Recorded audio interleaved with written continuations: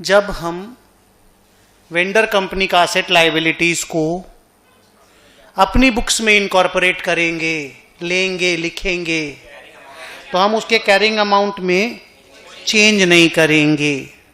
लेकिन अगर मेरा accounting policy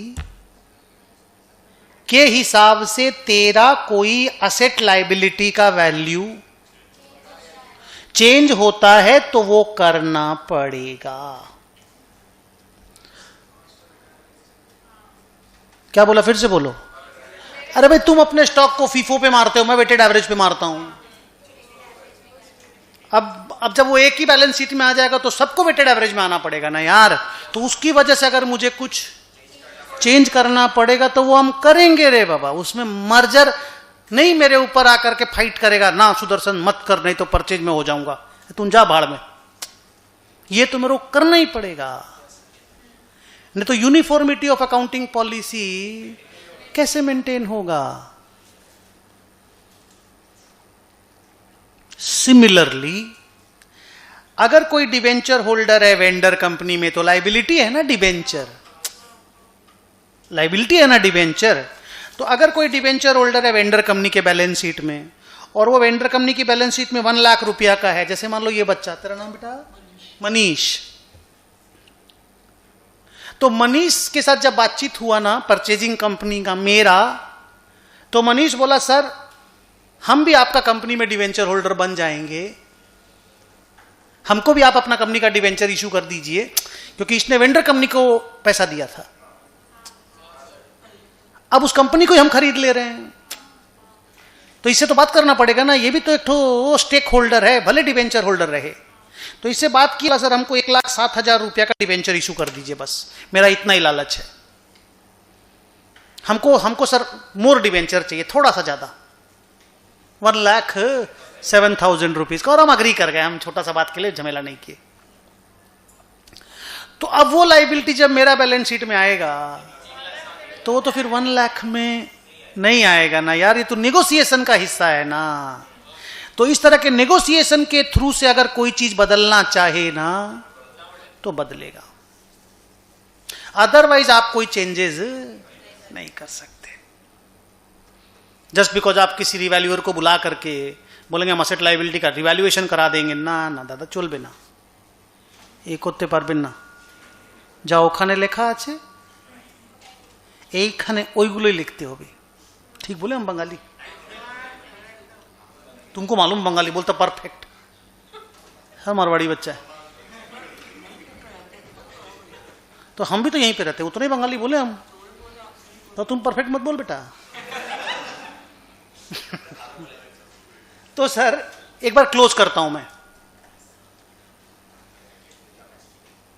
All assets and liabilities of the vendor company shall become the assets and liabilities of the purchasing company. नहीं, पहला condition repeat किया।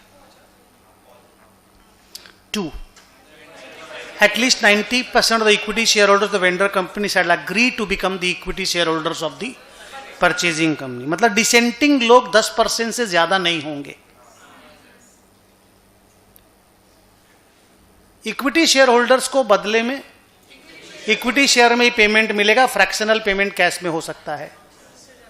Business को हम कंटिन्यू करेंगे, असेट लायबिलिटी में हम मिनिमल चेंजेस करेंगे, माने नो चेंज है रे, वो एक दो चेंज है वो जरूरत के हिसाब से है वो, अदरवाइज हम चेंज नहीं करेंगे। अगर ये पांचों कंडीशन फुलफिल हुआ तो मर्जर और एक भी वायलेट हुआ तो परचेज क्लियर हो गया। नोट्स लिख लें या 10 मिनट और बोल दें? बोल दूं, उसके बाद लिख लेंगे एक साथ, कि टेंशन है? ठीक है ना, गुड। अच्छा से मुंह निकल रहा सब कुछ मुंह से फटाफट फटाफट ना, तो थोड़ा सा और निकल जाए, नहीं तो फिर फ्लो में आने में दिक्कत लगता है ना। सामने आपको कुछ बोलने का मन है, बोलूं मैं? सुनिए सर, अगर पांचों कंडीशन फुलफिल हो गया और हम लोग बोल दिया कि ये मर्जर है, क्लोज हो गया रिमार्क्स, नहीं समझे? अब करना क्या है? आप नहीं बोलना, हमको बोलना है। सबसे पहले हम लोगों को सीखना है कि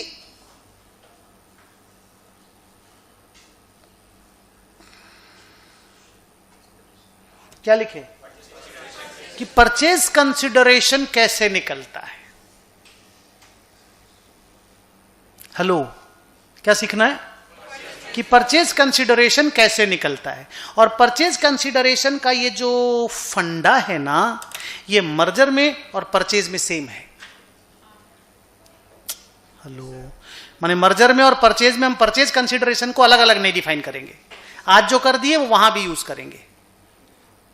ओके, परचेज कंसिडरेशन वो पैसा है, अमाउंट 2 लाख, 2 लाख, 5 लाख, 20 लाख, 500 करोड़, 17,700 करोड़।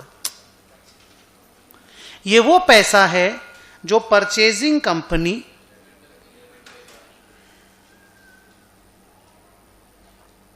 मैं बोलना ना, मेरे को बोलना है, जो परचेजिंग कंपनी वेंडर कंपनी के शेयर होल्डर को पे करता है, बोथ इक्विटी एंड प्रेफरेंस।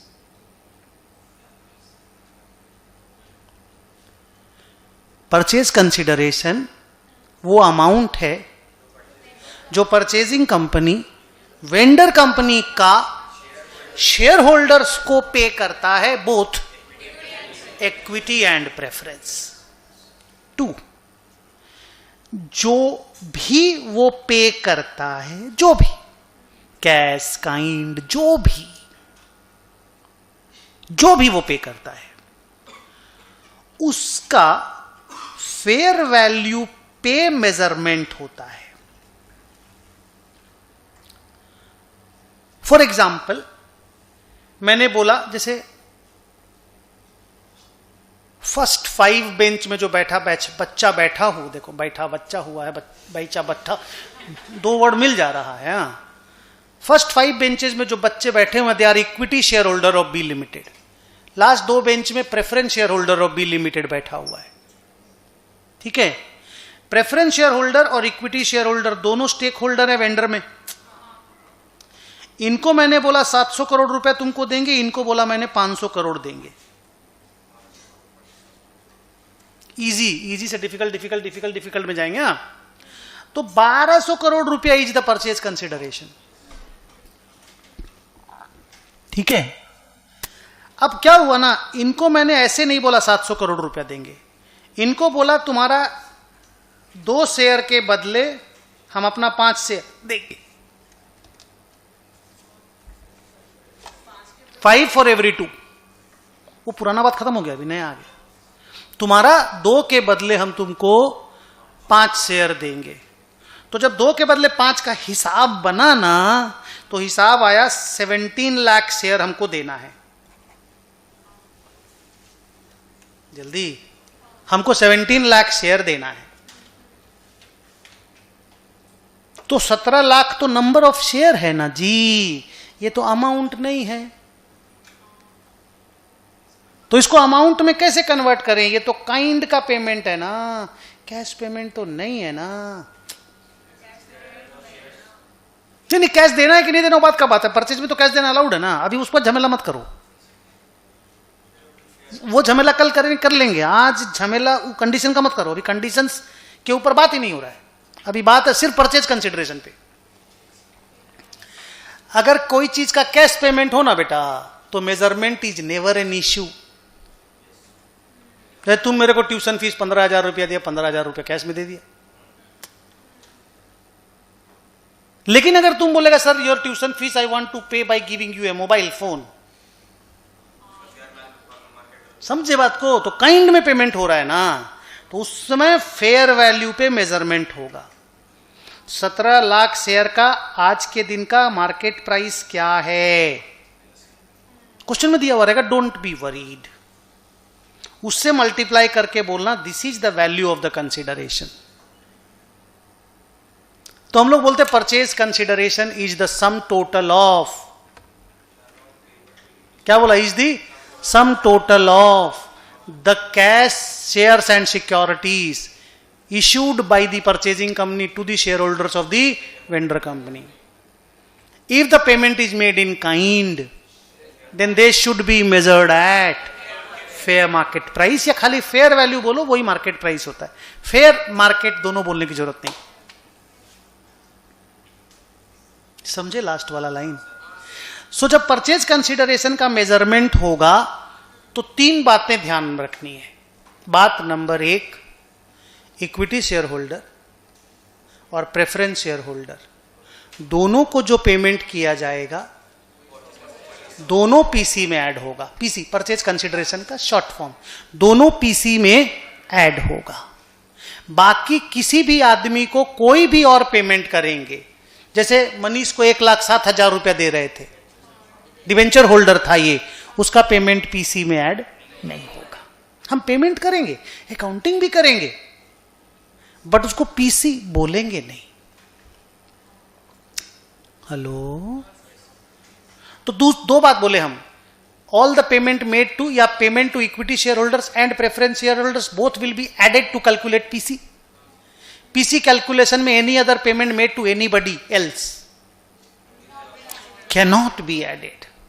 और last point, if any part of PC is made in kind, if any part of the PC is paid in kind, तो उसका measurement fair value पे होगा. सबको जोड़ देना बेटा, पीसी आ जाएगा. सर क्यों चाहिए पीसी? पीसी जर्नल एंट्री का, पहला जर्नल एंट्री का अमाउंट होता है. जब आप अमलगमेशन की अकाउंटिंग करते हो तो पहला जर्नल एंट्री पीसी के अमाउंट से किया जाता है. हम लोग बच्चों को बोलते हैं कि अमलगमेशन का 3 stage, PC, journal, balance sheet. PC निकालो, जर्नल करो और बैलेंस शीट बनाओ, अमलगमेशन कंप्लीट होता है.